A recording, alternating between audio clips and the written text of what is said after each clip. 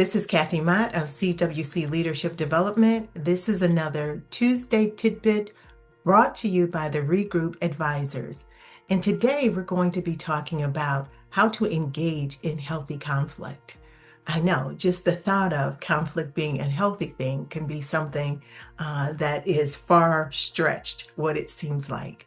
But did you know that we all have a natural default style that we will slip into automatically when we engage in conflict?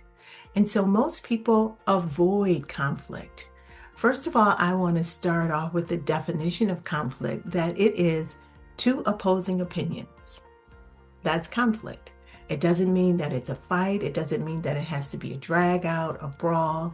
Conflict simply means two opposing opinions. So how do you have a healthy conversation with someone about differing opinions? So let's first of all talk about our 5 default styles that individuals will typically default to one of them. So the first one is competing. Competing means I'm right, you're wrong, and I'm going to prove it. Collaborating, that means I want to bring a group of people together, or I want to talk it out and collaborate.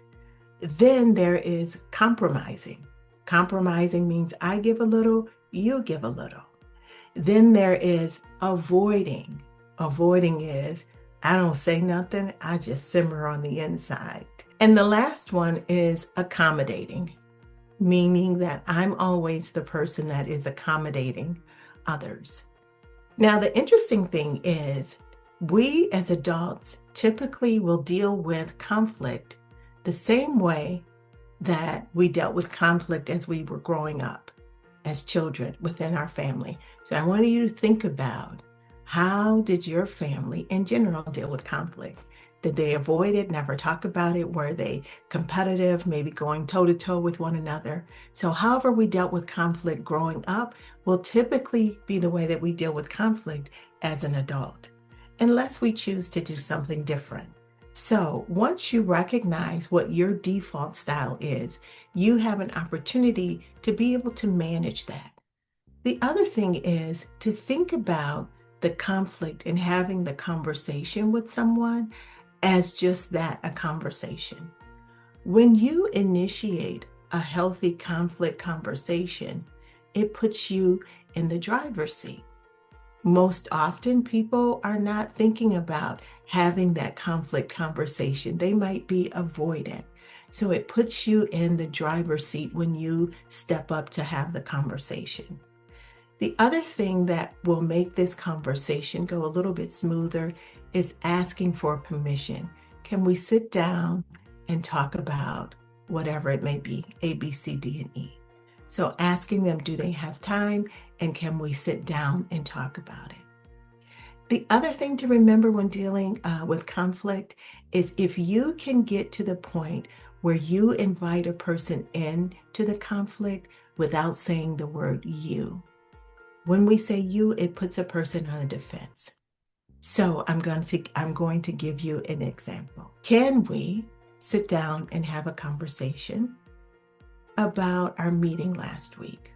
And the person says, sure. Last week during our meeting together, there were accusations made and things that really didn't resonate or didn't sound like they were true.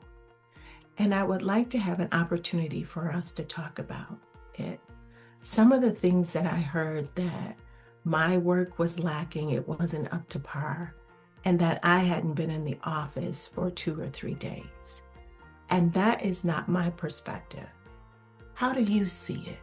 I would love to hear your thoughts on it. So that's how you can invite a person into a conversation without saying you and without raising their defense mechanism. So those are just a few tidbits on how to engage in healthy conflict. So this has been another Tuesday Tidbit, and I look forward to seeing you soon. If you've enjoyed this episode of Business Plain and Simple Tuesday Tidbits by Regroup Advisors and don't want to miss future topics, well, like and follow us wherever you get your podcast.